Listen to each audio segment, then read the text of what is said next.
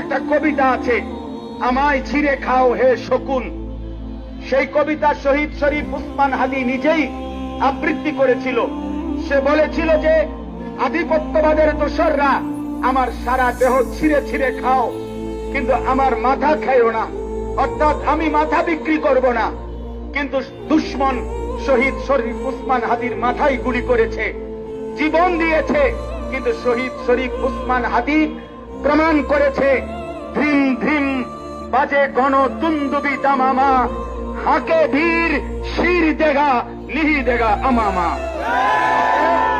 আজকে ইনশাআল্লাহ এই জমিনে আমরাও আল্লাহর কসম করে বলি, 18 কোটি জনগণের পবিত্র শিরায় 1 ফোঁটা রক্ত থাকতে আমার মাতৃভূমির 1 ইঞ্চি জমিন ভারতের বেঈমান তোরা নিতে পারবি না।